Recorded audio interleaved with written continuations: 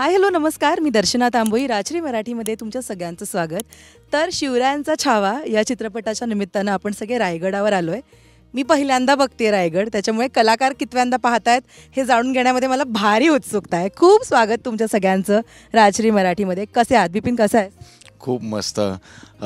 मी रायगडावर साधारण माझी 8वी-9वी वेळ असेल आणि रायगडावरती अगदी जेव्हा म्हणजे राज्याभिषेक असतो त्यावेळेला सुद्धा मी तो अनुभव सदरेवरचा घेतलेला. त्याच्यामुळे मी अगदी घरी आल्यासारखं मला खरंच वाटतं आहे.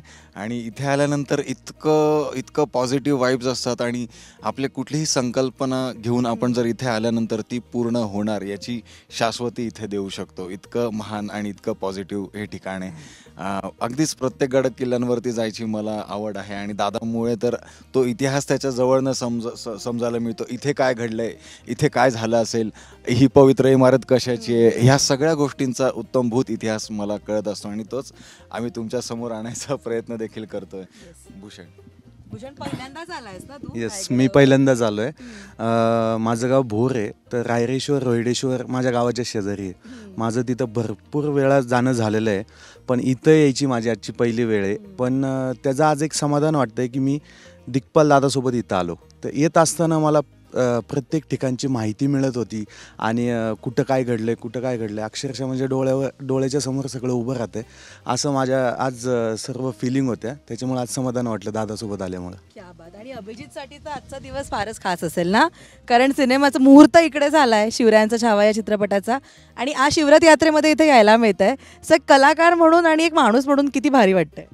नाही, खरं सुभेदार करताना पण सुभेदाराचा मुहूर्त झाला होता इथे आमच्या सिंहगडावर, आणि आत्ता त्याची पण प्रेस सिंहगडावर झाली होती. आणि ह्याचा पण शिवरायांच्या छाव्याचा पहिला दिवस होता तो इथे शूट केला होता. आणि तेव्हा सीनमध्ये खूप सीन्स असल्यामुळे त्या सीनमध्ये जरा व्यस्त होतो, त्यामुळे बघता नाही आला. पण आज दिग्पाल सरांच्या नजरेतून रायगड बघता आला, त्यामुळे रायगड बघणं नुसतं वेगळी गोष्ट आहे, पण दिग्पाल सरांच्या नजरेतून बघणं एक वेगळी गोष्ट आहे. आणि पहिला दिवस शूटिंगचा इथे असल्यामुळे महाराजांनी जिथे पदस्पर्श केला आहे त्या भूमीतून सुरुवात करणं हे खूप खास होतं. आणि आज ते एक चक्र पूर्ण झाल्यासारखं आहे. पण दिग्पाल म्हणजे सगळेच जण म्हणत असतात की चालतं फिरतं विद्यापीठ आहे ते. तो इतकी इन्फॉर्मेशन देत असतो दरवेळी, आणि त्याच्या सिनेमामध्ये काम करणं म्हणजे नथिंग लाईक इट. तुम्ही आधीही काम केलं आहे दिग्पाल दादाबरोबर. सो जेव्हा तो तुम्हाला विचारतो ऐतिहासिक सिनेमासाठी, खरं तर प्रत्येकाची एक सुप्त इच्छा असते की पौराणिक आणि ऐतिहासिक कधीतरी करायला मिळावं. जेव्हा तो तुम्हाला विचारतो तेव्हा फर्स्ट एक्सप्रेशन्स काय असतात तुमचे? मुळात यावेळेला मला तो एक सरप्राईज होतं. कारण या आधीचे सिनेमे पावनखिंडमध्ये मी शंभूसिंग जाधवराव साकारले, त्याच्यानंतर शेर शिवराज आणि सुभेदारमध्ये बाजी सर्जेराव यांची भूमिका, जी अगदी महाराजांच्या जवळचं, आणि शंभूसिंग जाधवराव हे जिजाऊंच्या घरातलं पात्र, असं ते इतकं जवळीक असताना यावेळेला मला गुप्तहेरच करतोय मी, पण औरंग्याचा गुप्तहेर मी यावेळेला साकारतोय. सो ती एक सरप्राईज मुवमेंट होती माझ्यासाठी, पण गुप्तहेर करतोय त्याच्यामुळे again that was a challenging आणि खूप मजा आली ते करताना.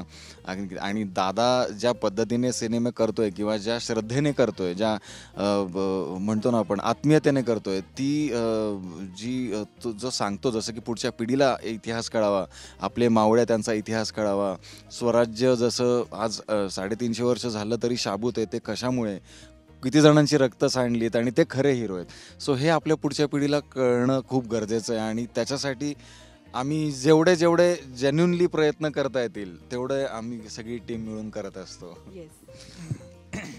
आणि ॲक्च्युली एक्साइटमेंट म्हणजे जेव्हा कुठेतरी असं कळतं ना की दादाचा सिनेमा आता येतोय, सो ती खूप म्हणजे टॉप लेवल एक्साइटमेंट असते आमच्या सगळ्यांची. पहिल्यांदा मी भोरच्या राजवाड्यामध्ये ज्यावेळेस शेर शिवराज या सिनेमाचं शूटिंग चालू होतं त्यावेळेस मी दादाला भेटलो. कुस्तीच्या आखाड्याचा एक सीन होता, त्यासाठी मी थोडीशी त्यांना माझ्या पद्धतीने जेवढं मला सांगता येईल तेवढं मी सांगितलं, कारण मी स्वतः एक कुस्तीपट्टू आहे. त्याच्यानंतर माझी इच्छा होती, ते सगळं बघितलं मी. ते बघितल्यावर माझी इच्छा आली की दिग्पाल दादाच्या मूवीमध्ये मला कधी काम करायला मिळेल. तो योग एक असा जुळला की मी ज्ञानेश्वर माऊली सिरियल करत होतो. त्या सेटवर दिग्पाल दादा आले होते आणि त्यांनी मला त्या गेटअपमध्ये बघितलं आणि मी त्यांच्याजवळ गेलो. मी बोललो, दादा मला तुमच्या सिनेमात काम करायचं. ते म्हणले मी कळवतो बोलले, आणि 1 महिन्यानंतर मला ऑडिशनसाठी बोलवलं. आणि ऑडिशन दिलं, सगळं झालं, पण मला माहितीच नव्हतं की मी कशासाठी सिलेक्ट झालो आहे किंवा काय.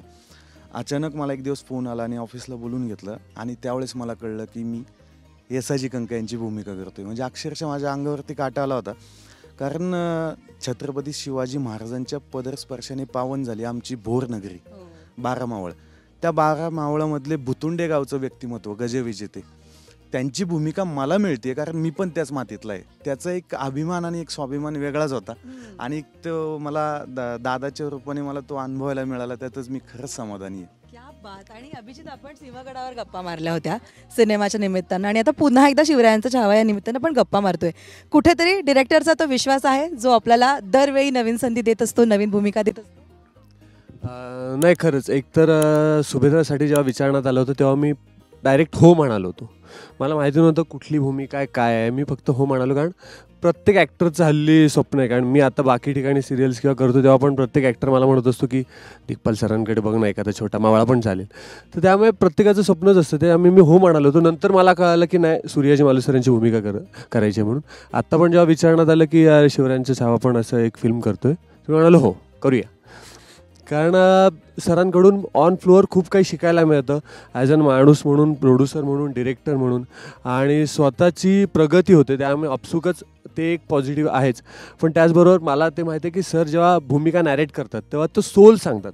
सोल सांगितल्यामुळे ऑब्व्हियसली सूर्याजी मालुसरे आणि ज्योत्याजी केसरकर यांच्या भूमिका किती भिन्न आहेत आणि काय काय त्याचे पैलू आहेत. बाकी जे आउट ऑफ द बॉक्स आहे, म्हणजे फायटिंग सिक्वेन्स असेल, हॉर्स फायटिंग असेल, हे तर आपसुकच त्या सुभेदारमध्ये त्याच्यामध्ये सरांनी मास्टरकी मिळवून दिली. आणि आता इथे फक्त मग जिस्ट पकडायच्या कॅरेक्टरचं आणि सोल पकडायचं. त्यामुळे ते वेगळे पण वाटले पाहिजेत आणि तेवढेच ताकदीचे पण वाटले पाहिजेत. सगळेजण तेच म्हणतात की स्क्रिप्टच इतकी दणक्यात असते ना की कुठे काय विचार करायची गरजच पडत नाही. इतकं clear vision, like you said, सोल तो सांगतो. पण कुठेतरी एक ॲक्टर म्हणून आपलं आपलं असं असतं ना की थोडंसं आपला आपला अभ्यास किंवा आपण आपला काहीतरी देऊयात बाबा त्या सीनमध्ये म्हणा किंवा त्या कॅरेक्टरमध्ये एक प्लस पॉईंट. सो जेव्हा तुम्ही सेटवर जात होता शिवरायांचा छावा या चित्रपटाच्या, काय स्वतःला सांगून किंवा काय स्वतःशी ठरवून जायचा रोज सेट? मुळात ह्या वेळेला थोडासा मी बिझी होतो, त्याच्यामुळे मला जास्त वेळ दादासोबत राहता नाही आलं. आणि मी हे मुघलांचं कॅरेक्टर करत असताना यावेळेला मला चॅलेंजेस असे होते की उर्दू भाषा मला बोलायची होती आणि हिंदी ते होतं सगळं. सो तेवढा वेळ नव्हता मिळाला. पण तो फोनवरती आमच्या एकदा दोनदा गोष्टी झाल्या आणि त्यांनी मला इतक्या छान पद्धतीने सगळ्या गोष्टी सांगितल्या की जरी तू म्हणजे तुला अगदी संभाजी महाराजांच्या समोर जाऊन ते डायलॉग्स बोलायचे आहेत आणि तो रूढपणा तुला तिथे आणायचा आहे, तुझ्या मनात नाही आहे, पण ते नट म्हणून कसं तुला करता येईल आणि त्याच्या काय काय गोष्टी तुला एक वर्कआउट म्हणून किंवा त्याच्यासाठी तुझा रियाज म्हणून काय काय गोष्टी करायला हव्यात, हे सगळं मार्गदर्शन असल्यामुळे मला तो सीन करताना पण खूप मजा आली. आणि तो अगदीच तेवढ्या भयंकर परिस्थितीमध्ये आम्ही तो वन टेक म्हणू शकतो आम्ही, तसं तो इतका छान पद्धतीने केला.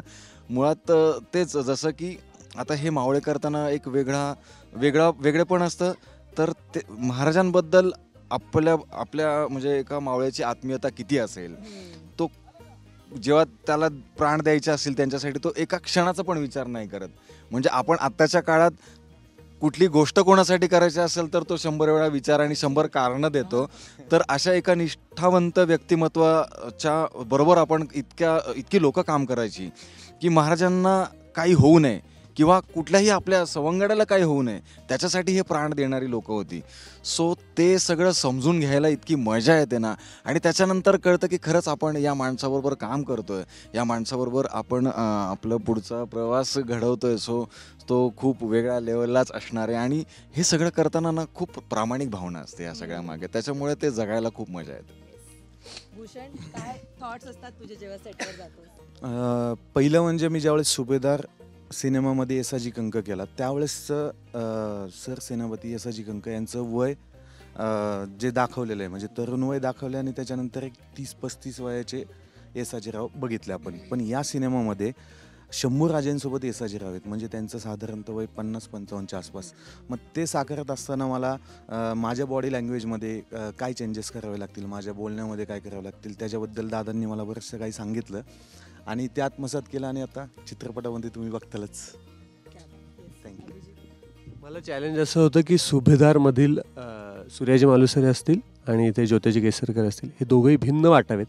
त्यामुळे मी ते जपत होतो, ती थिन लाईन. आणि ज्योतिजी केसरकरांचा इनोसन्स म्हणजे अंगरक्षक आहे पण तेवढाच इनोसंट पण आहे. त्यामुळे ह्या 2 गोष्टी सांभाळणं थोडा टास्क होता. आणि ऐनवेळी मला कळलं की मला परफॉर्मन्स पण करायचा आहे डान्सचा, त्यामुळे त्याचं थोडं दडपण होतं. पण ते छान पद्धतीने शूट झालं आणि त्यामुळे ते गाणं तुमच्यासमोर सादर आहे. खूप मस्त. या रायगडावर आलो आहे आज आपण या सिनेमाच्या निमित्तानं. मी प्रत्येकाला हा प्रश्न विचारला आणि प्रत्येकाने ना मला असं वेगळं उत्तर दिलं आहे. हा रायगड कोणाला तरी पॉझिटिव्हिटी देतं आहे, कोणाला तरी खंबीर राहण्याची ताकद देतं आहे. तुमच्या तिघांसाठी हा प्रश्न आहे, हा रायगड आज तुम्हाला काय सांगतो? निष्ठा म्हणजे आपल्या गुरुची, आपल्या ज्याला आपण मानतो त्याची निष्ठा. कारण हा गेले कित्येक वर्ष असा खंबीरपणे अगदी उभा आहे आणि तो आजही त्याचं प्रतीक म्हणून आपण मानतो या रायगडाला. सो बऱ्याचशा गोष्टी तुम्हाला इथे आल्यानंतर जाणवतील, वाईब्स जाणवतील.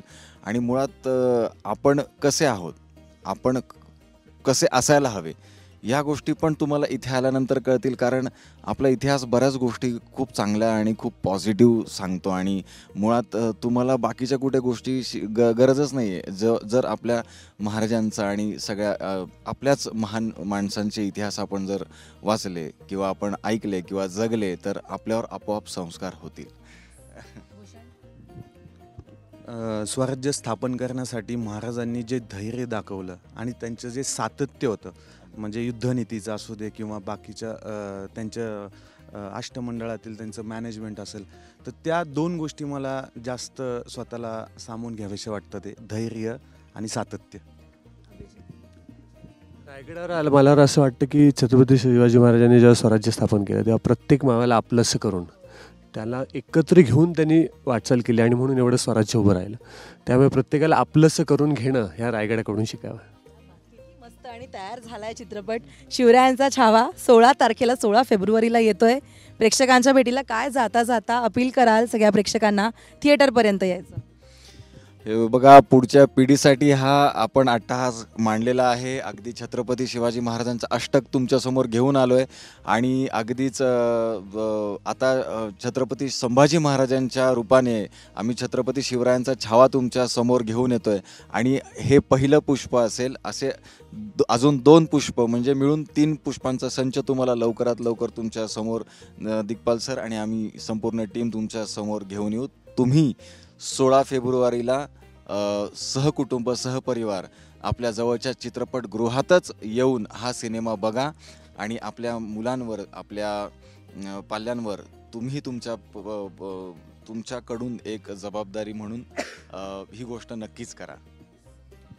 मी सर्वांना एवढं सांगू इच्छितो की लहान मुलांना हा चित्रपटामधून भरपूर काय काय शिकण्यासाठी आहे. आणि सहकुटुंब सहपरिवार सर्व लोकांनी सिनेमागृहामध्ये जाऊन 16 फेब्रुवारीला सिनेमा बघा, शिवरायांचा छावा. 16 फेब्रुवारीला शिवरायांचा छावा आपला चित्रपट रिलीज होते. प्रत्येकाने चित्रपटगृहामध्ये जाऊन हा सणासारखा साजरा करा. पारंपरिक वेश परिधान करून आपला इतिहास जाणून घ्या आणि तो आत्मसात करा. मस्त उत्तर दिलं. Thank you so much guys. All the best तुमच्या सगळ्यांना, सिनेमाच्या संपूर्ण टीमला 16 फेब्रुवारीसाठी. Thank you so much.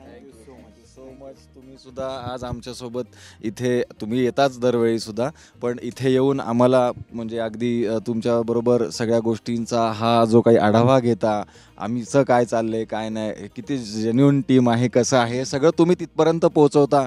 आणि आमच्याबरोबर अगदी गड चढून वगैरे सगळे आले, त्यामुळे इतका मोठा प्लॅटफॉर्म आम्हाला दिल्याबद्दल खरंच खूप खूप मनापासून धन्यवाद. हे चालले होते 3 जण परत त्यांना मी इकडे घेऊन आली सावली शोधत इंटरव्ह्यूसाठी. Thank you so much. All the best.